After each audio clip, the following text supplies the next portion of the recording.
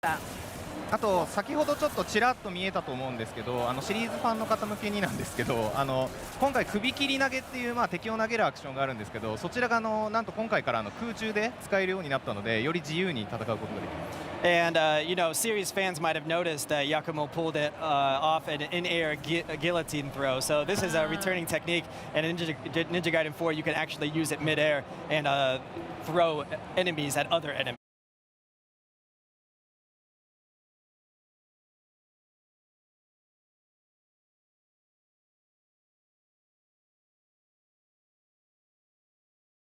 Using this.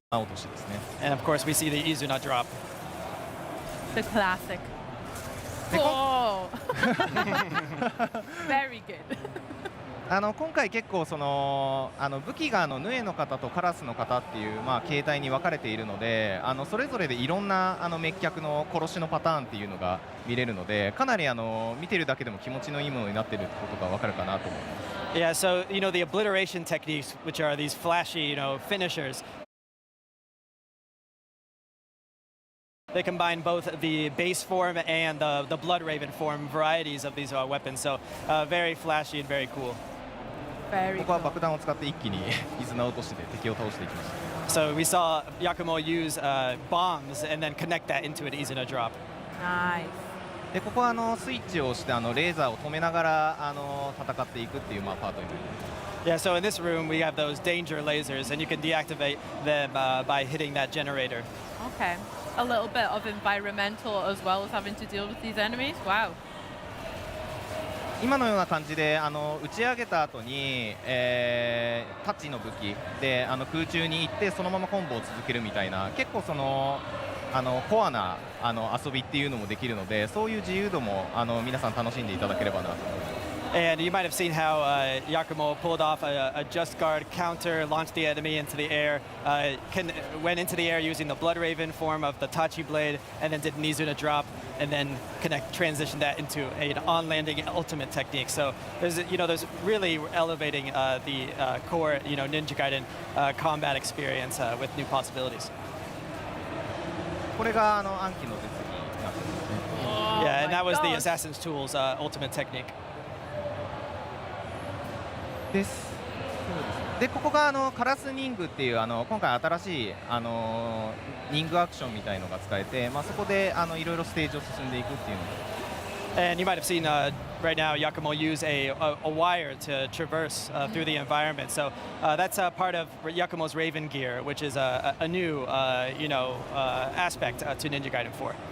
で他にもカラスニングはあって、それぞれ移動を補完するようなものでステージの合間合間で挟まるんですけど、アクションのスピード感を止めない形ですごいスムーズに入っているのでどんどんバトルに進んでいくっていう快感を味わえるかなと思います。In addition to the traversal wire, the Raven gear includes other traversal items, and these traversal sections connect combat encounters, but they don't get in the way of interrupting the pace, the high speed, action pace that you expect from a Ninja Gaiden game. No, it doesn't look like that at all. Very high. ここは狭い道なので周囲の攻撃が得意なハンマーで攻撃してますね。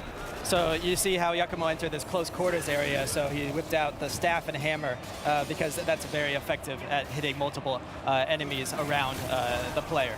ただ油断してると今みたいに敵にもう容赦なくガードされて反撃されちゃうのでかなりそういうところも激しいゲームになってるかなと。But the thing is, if you hesitate or you slip up, the enemy will be quick to punish you for it. So that intensity is always there. 今映った技っていうのが新しい敵を弾いた後に切り抜ける琥珀という技でして、あちらがジャスト入力で琥珀の派生に成功すると、確定で V 欠損するっていうちょっと新しい面白いシステムです。So you might have seen Yakumo perform a just guard, and after you perform a just guard, if you press the heavy button at the right timing, you'll be able to do a counter, and this will dismember the enemy and allow you to finish them off with an obliteration technique. こちらが今回ヤクモが使っているショップですね。通信担当の海というキャラクターからアイテムを購入したり、任務を受けたりすることができます。And we just saw the Darkness terminal, so that's where Yakumo can buy items from a supporting character named Umi. In addition to buying weapons, you can also take on missions that will have you completing certain objectives during the stages. 今のところミサイル兵器をちょっと格好つけて刀で倒してるんですけど、ここ例えばですけどシリーズおなじみの飛燕で倒したりっていうこともできたりします。Yeah, so Yakumo is performing some very flashy maneuvers to take out these missiles, but you can also use the legacy technique Flying Swallow to take them out as well. ここは一気にタッチで、刀を伸ばして敵を大量に巻き込んで攻撃しましたね。Yeah, we just saw Yakumo use the Tachi blade to, have this area of effect attack to take out multiple enemies at once. 見ていただくと分かると思うんですけど、結構もう体の部位がどんどん飛び散るような感じで、かなりグロテスクなんですけど、ただすごい刺激的で気持ちいい絵になってるかなと思います。Yeah, and through the course of these battles, you see limbs flying, and just this, this violence, but it's not, the violence in Ninja Gaiden, it's not meant to be grotesque. It's really to provide feedback and to the player and provide that sense of satisfaction and catharsis. ここはプラットフォームの外に浮いている敵がいたので、暗記の手裏剣の攻撃で対処した後に近接武器からの伊豆直落としみたいな感じのコンボでやってます。Yeah, now you can see Yakumo use the assassin's tools to use projectile weapons to take out the enemies that are floating outside of the platform, and then switch up to those close counter weapons to take out the other enemies. で今少し空中に飛んだんですけど、あれが新しいカラスニングのうちの一つのユスリカというものになってまして、風の気流に乗って空中を飛び回ることができます。So you might have seen how Yakumo was floating through the air, and that's another traversal mechanic included in the Raven gear.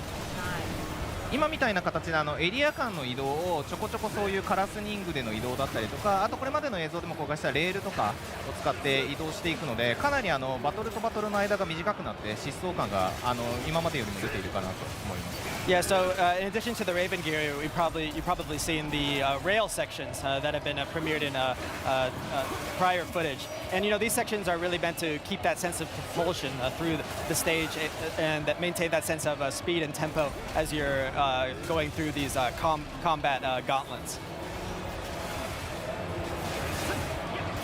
そうですね、ここはちょっと敵の攻撃が苛烈なのでだんだん辛くなってきている状況かなと思います。You can see the enemies are really amping it up and giving Yakumo a hard time. Oh yeah.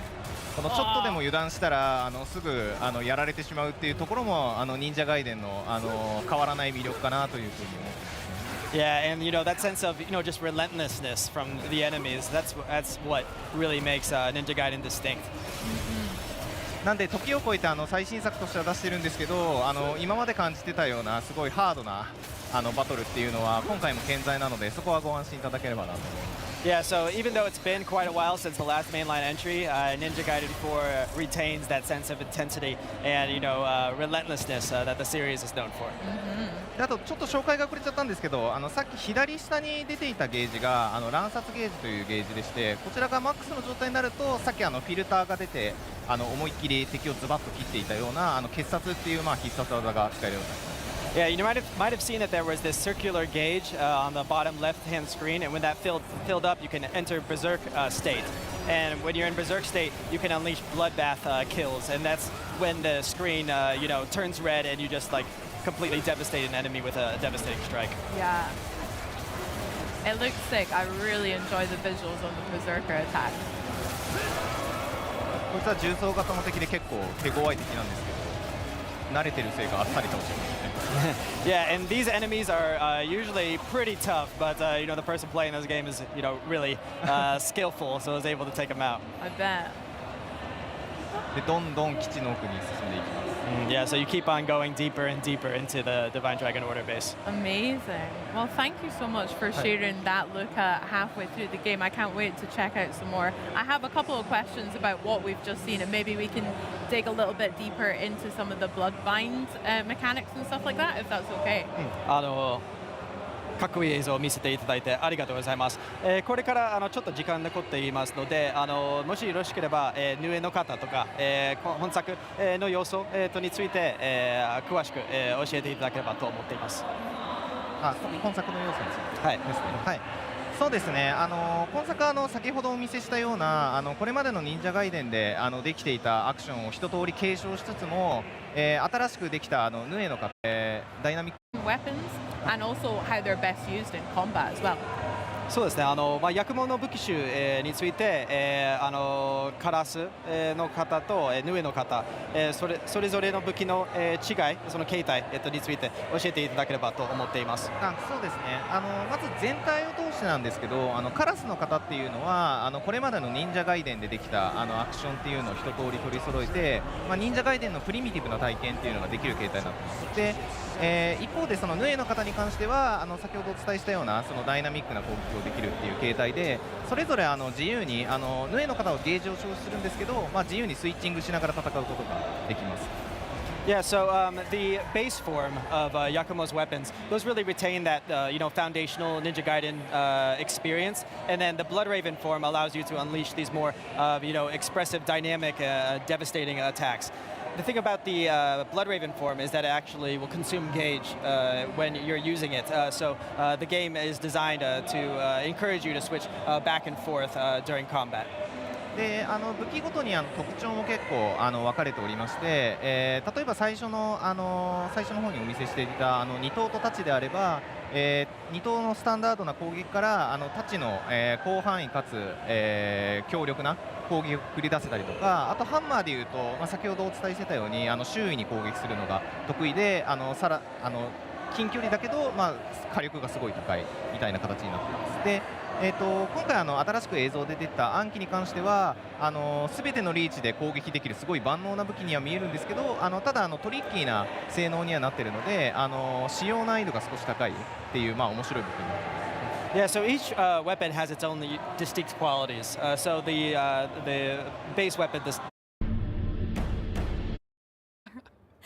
So, but in game, the sunset looks amazing. The reflection on the surface of water is crazy good. So whenever I just see those beautiful sceneries, it still makes me feel, oh my God, this is the baby we are working on. We are creating. That is an underappreciated thing about open world games is do you want to go to this world? Is it a place you want to spend 100 hours or whatever? That's important. That's something worth considering. On top of that, whenever our studio, they're so excited to explain what they actually implemented this round of the build. So it's so, for me, I'm not the dev, so I cannot understand all those details, but their excitement and the things they're focusing on, it's alien-y language, but it's so beautiful in a way. Based on what I'm seeing here, it seems like they've been keeping pretty busy. So I'm dying. Again, when can I play this game? Do we have a... Yes, we do have a release window. Okay. So Crimson Desert, you will be able to play it in Q1 2026, available on PC, natively on Mac, as well as on console, PS5, and Xbox Series X and S. Perfect. That is just in time for my seasonal affective disorder. Crimson Desert, hitting PS5, Xbox Series, and PC, and Mac early next year. But right now, there's more Gamescom Studio on IGN coming up. Stick around. Coming up next on Gamescom Studio, a bunch of trailers for some games with extremely metal titles. The horror visual novel No, I'm Not a Human, a low-poly Souls-like Prison of Husks, and spooky-looking first-person adventure, Karamara Beneath the Forlorn Limbs. Take a look.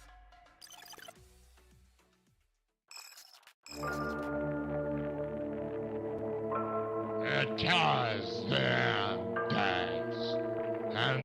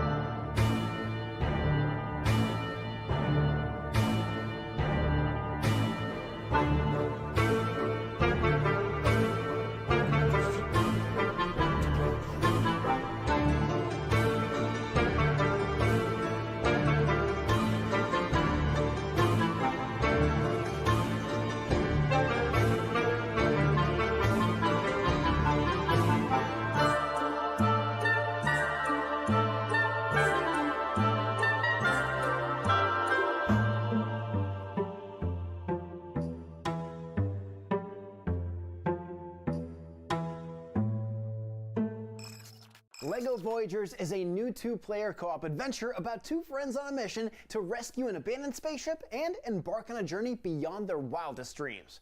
Experience life as a Lego brick. Tumble, jump, snap together, and build your way through rich brick worlds in this poetic, non-verbal narrative set in beautiful brick-built environments supported by an atmospheric soundtrack.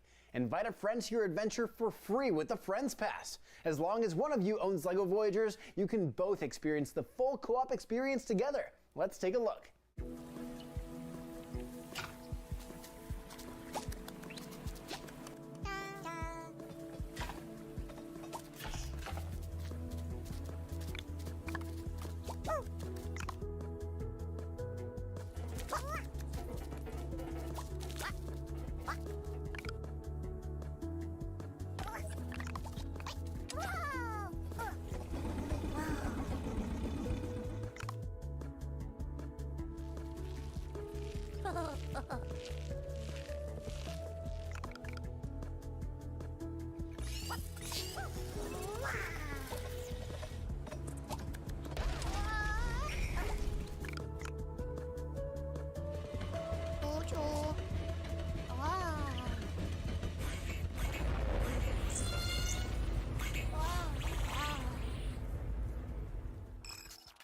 The Cinefix Top 100.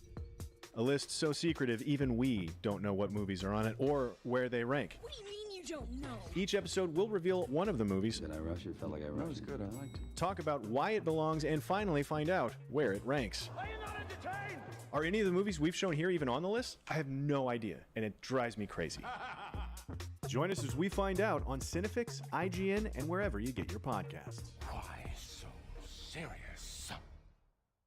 Catch up on all your favorite shows with up-to-the-minute gaming and entertainment news with Geek Media Podcasts. Welcome to a very special episode of IGN Game Scoop. Game Scoop has you covered for all things gaming and the latest game releases. Tune into Podcast Beyond for the biggest PlayStation news. Man, this is a cool looking trailer. Everything Xbox on Podcasts Unlocked. This is Steve Downs, the voice of Master Chief. Catch up with your Super Nintendos on Nintendo Voice Chat. Switched to pre-order Mania. It was chaotic last night. And get all the latest console news and rumors with Next Gen Console Watch. Now Xbox and Phil Spencer are even saying that a mid-gen refresh isn't even necessary. The Cinefix Top 100 podcast picks a movie every week to celebrate and debate. It's kind of every movie's grandpa. Geek Media Podcasts, the best podcasts from around the world. IGN Playlist is the best way to track your game collection. Now you can even import your entire Steam library to Playlist, making it easier than ever to review games, show off your collection of the world, and finally chip away at that massive backlog you keep meaning to get to. IGN Playlist, check it out. Can't find that final collectible you're missing? IGN guides are trusted by millions, easy to use, and best of all, free. IGN has the very best, most complete and accurate guides for Shadow of the Erdtree, Baldur's Gate 3, Tears of the Kingdom, and so much more. It's good, right? Every guide is tested and verified for you by experts. Just search for IGN when you search for guides. Oh, I'm here at the Borderlands 4 booth at Gamescom 2025. I'm not sure how that happened, but hey, while I'm here, might as well check it out.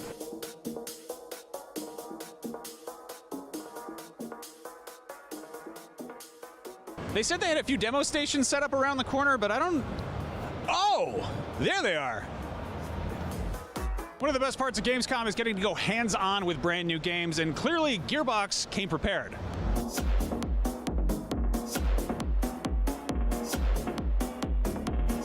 In Borderlands 4, you'll step into the boots of one of 4 vault hunters, badass mercenaries on the hunt for alien vaults across the planet of Kairos. Reporting for duty, boss. Wield outrageous guns and unleash devastating abilities as you team up with up to 3 other players to loot, shoot, and uncover ancient secrets. Each Vault Hunter class features a unique playstyle and grants access to one of 3 powerful action skills. Let's meet the crew. First up is Vex, a siren with a talent for summoning spectral allies and wreaking havoc with elemental damage. Think of her as a summoner-necromancer hybrid who bends the battlefield with trickery and deception. Life hasn't always been too kind to Vex. She grew up scraping by on her own, and her siren powers only complicated things further. That hard-earned cynicism fuels her salty, sarcastic attitude, but beneath the snark, Vex is an empath who's seen too much to pretend that things are fine. She may be a pessimist, but when it comes to taking down oppressors or helping someone who's hurting, she'll be the first to throw hands and hellfire. Then there's Rafa, an agile exosuit soldier who's always on the move, and for good reason. Born in microgravity, Rafa's body developed with fragile bones and low muscle mass, making life outside that environment nearly impossible. His way out?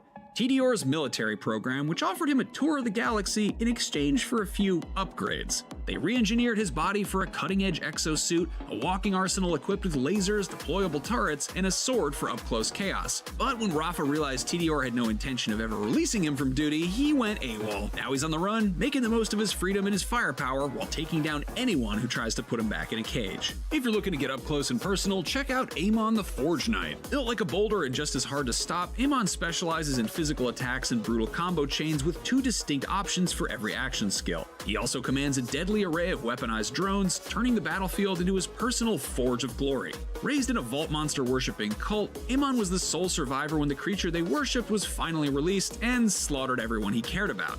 Now, he's on a lifelong mission to hunt down and destroy as many of these beasts as he can, using his arsenal of drones that form medieval weapons like swords, axes, whips, and spears. Despite his tragic past and imposing presence, Amon is a warrior poet at heart, introspective, unflinching, and full of warm advice and wild stories for anyone who's willing to listen. Finally, meet Harlow, a former Malawan combat scientist turned Vault Hunter with a serious obsession for figuring out how everything works. As a Gravatar, she brings experimental tech and gadgets into the fray, using cutting-edge tools to manipulate enemy positions and control the battlefield. Her curiosity once made her an outcast among her Trant relatives, but now it's her greatest weapon. Harlow is pure science in motion, brilliant, inventive, and bursting with life. Whether she's reverse engineering a new piece of gear or tossing enemies around with gravity explosions, her spirit and grin can't be beat. Whether you're summoning spectral allies, piloting an exosuit, charging into battle, or hacking space-time itself with experimental gadgets, Borderlands 4 has a Vault Hunter for you. You can check them all out for yourself when Borderlands 4 hits PC, PlayStation 5, and Xbox Series X and S on September 12th, and Nintendo Switch 2 on October 3rd.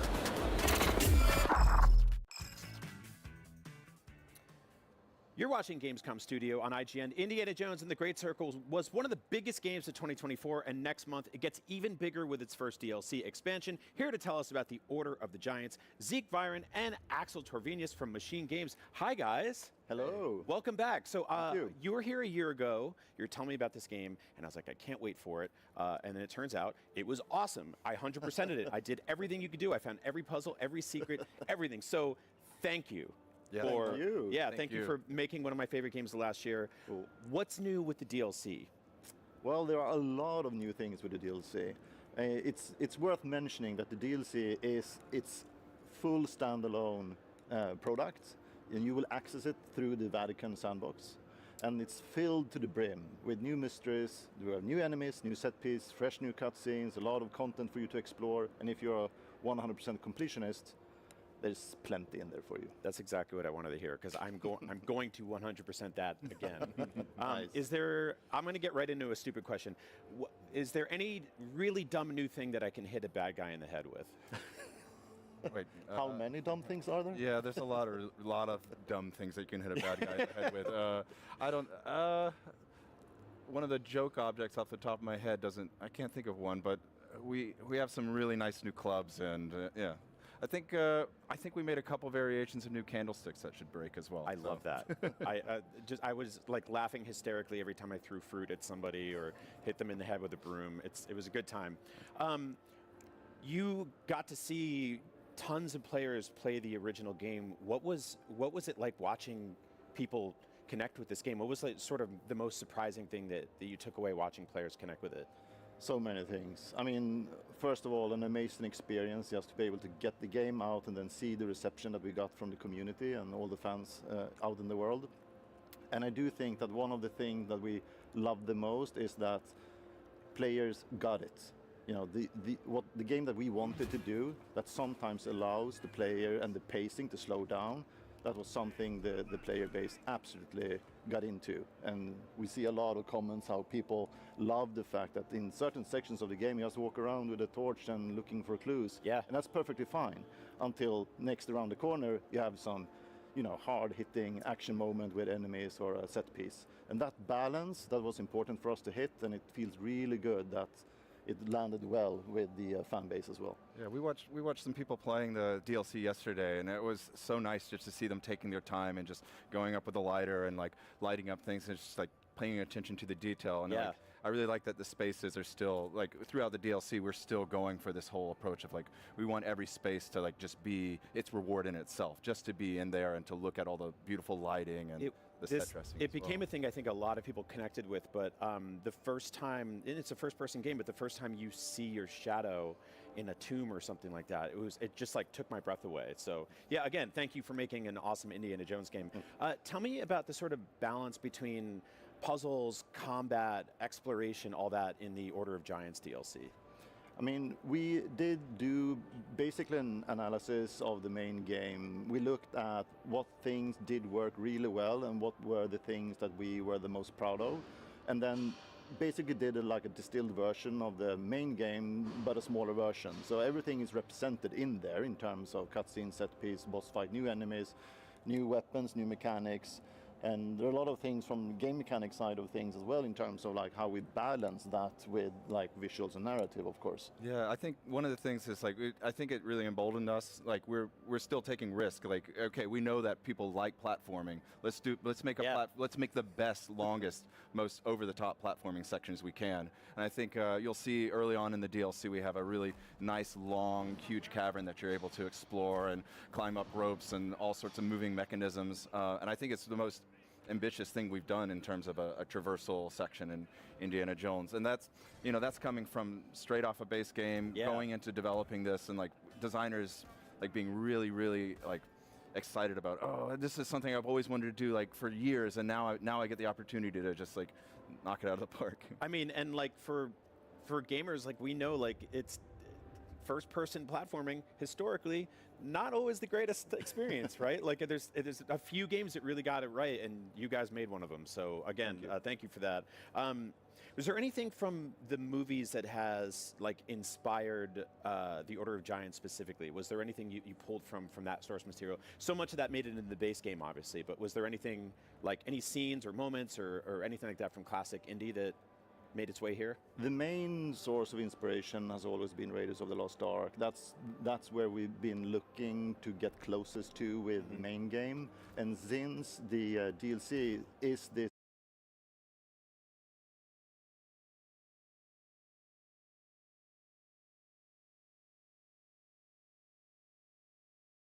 to some extent in the theme of the main game. This is a very heavy narrative, story-driven DLC.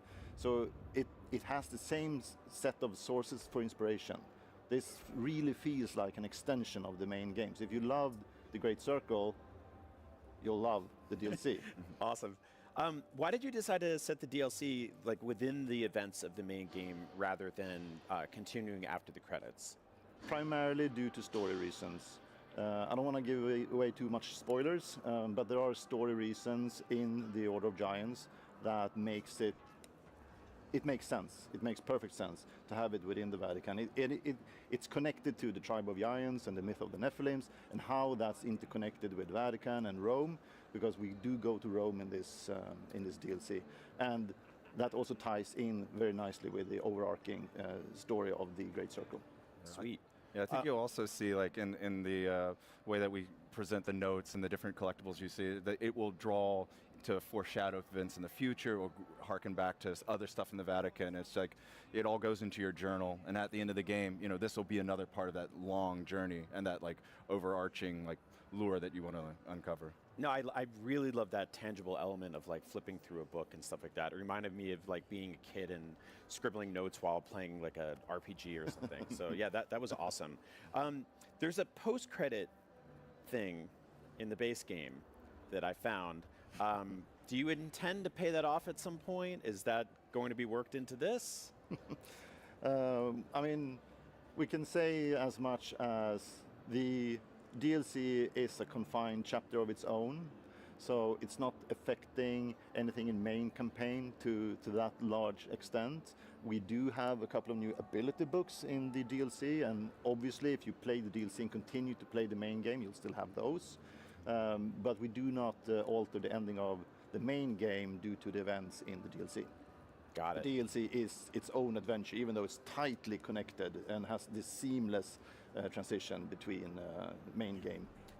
What's sort of something that, without spoiling too much, that you're excited for, like players to find in this DLC? Because there are people like me that did everything there is to do, and we want more. So what's like the one thing you're like, oh, the hardcore obsessed 100% players, I can't wait for this. I think I'm seeing on the B-roll now. I want to see them do this fight sequence actually. This is one of my favorite areas in the game where they're pushing people down into the hole. I will admit to you all that one of my favorite things to do in the base game was just spend about an hour just making a pile of bad guys somewhere. Like there was that dig site area, and I'm just like, I'm just going to beat up 50 guys in a row and just ragdoll them into a pile, and it was great. It was so much fun. There is a secret towards the end of the game in one of the an ancient temple, without giving away too much, which is extremely hard to find. So I'm looking forward to see people trying to find that one. I'm sure they will, But. Yeah, well, I mean, the challenge accepted, basically, right? I'm a huge Nintendo fan. I've been obsessed with Nintendo Switch. Nintendo Switch 2, bought it the second I could. You guys announced the game's coming to Switch 2, which is so cool. What's it been like working with that system? I know that the base game, relied on ray tracing a lot, and Switch 2, you have a different set of specs you're working with here. So what's that been like? It's a lot of hard work for the engineers, that's for sure. And I mean, we are extremely excited to be able to have the opportunity to get out on Switch 2. That will be amazing. But yeah, there is obviously it comes with its own sets of challenges to make sure this magnitude of a game fits into that platform. But it's exciting work, and it's going really well. Did you ever consider motion control whipping with the Joy-Cons? That I can't answer.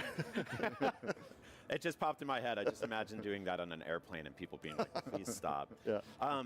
Do you plan to include all the DLC with the Switch 2 version of the game when it releases? Oh, awesome. It's very, very cool. Anything else you'd like to say about Order of Giants? I know people are excited for this, so. Yeah, I think there are two things maybe. I mean, our love and passion for the IP and for the character has really carried through to the DLC. The DLC is not in any way like a subpar in quality at all. To some extent, there are sections within the DLC that is even of higher quality than the main game. And it's also, I think we've undergone a huge achievement from the engineers and a lot of the design team to actually make sure that it was possible to have the DLC set up in the way that we have at the moment. It was not an easy thing to splice in this amount of content into the already existing save states for people, So it was a huge achievement from the engineering side and the design team. Yeah, just from the start of development on it, there was a lot of technical hurdles to get into it. But everybody really worked super duper hard, and it's been pretty smooth sailing after that initial bumpy part. I think people knew that Machine Games and Indiana Jones working together would be like a match made in heaven. I don't think people knew just how well that would come together. Cool. Obviously, people were apprehensive. They're like, I want to see Indiana Jones the whole time, and it's like, no, you can be him instead. That's better. What does the future of Machine Games and Indiana Jones look like? Is this a world you guys want to play in for a long time? I mean, we love Indiana Jones, that's for sure. And I do think that one thing that has been very rewarding internally is to see when the team has been working for this project for so many years, that there was still love and passion in the core of our heart to still crank out a high quality DLC. When it comes to the future, right now we're very much focused on, making sure that on the 4th of September, everything goes smooth, and then obviously the work that we're doing towards Switch 2, making sure that will be high quality as well. So that's the current focus. Yeah. And we are excited, that's for sure. I mean, throughout development, Indiana Jones has been such I won't say it's easy, but it provides such good guidance. It's like you're trying to get someone to do that punch to be in the face, and it's like, oh, that doesn't feel like Indy. They need to wobble backwards and fall over something, or they need to make a dumb face when you hit them, or got a little slapstick to it. Yeah. Or we should put a fly swatter because that's the thing you want to pick up in the last second. Oh crap! Now I have to fight with this, and I think that continues to be super fun to work with. Yeah. Well, thank you both for making my favorite Indiana Jones game. And yeah, selfishly, I hope you get to keep playing in this world for a long time. In the meantime, DLC is going to be awesome. I can't wait for it. So thank you guys. Yeah, thank you. You don't have to wait too long for the Order of Giants because it hits Xbox Series, PS5, and PC on September 4th, and it'll be on Switch too next year. But to hold you over until then, there's tons more Gamescom Studio on IGN coming up. So hey, don't go anywhere. Hey you!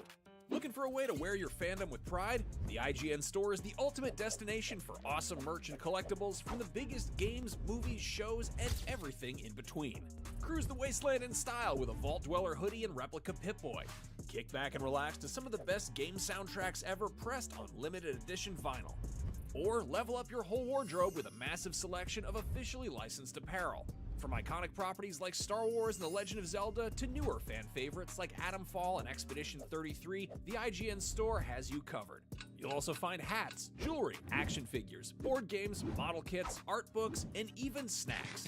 Whatever you're into, you're bound to find something. See for yourself and head to store.ign.com today. Catch up on all your favorite shows with up-to-the-minute gaming and entertainment news with Geek Media Podcasts. Welcome to a very special episode of IGN Game Scoop. Game Scoop has you covered for all things gaming and the latest game releases.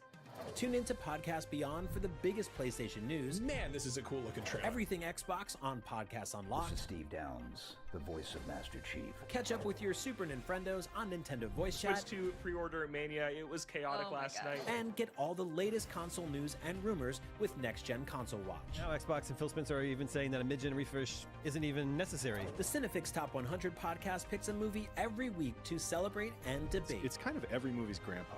Geek Media Podcasts, the best podcasts from around the world. The Cinefix Top 100. A list so secretive even we don't know what movies are on it or where they rank. What do you mean you don't know? Each episode will reveal one of the movies. Did I rush it? Felt like I rushed. That was good. I liked it. Talk about why it belongs and finally find out where it ranks. Are you not entertained? Are any of the movies we've shown here even on the list? I have no idea, and it drives me crazy. Join us as we find out on Cinefix, IGN, and wherever you get your podcasts. Why so serious?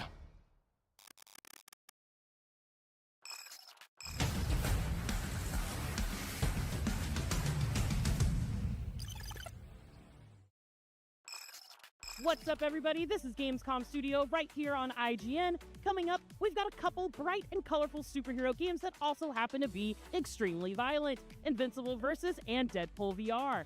After that, things are getting dystopian in the 2.5D cyberpunk platformer Replaced, but right now, it's time for The Outer Worlds 2. Check it out.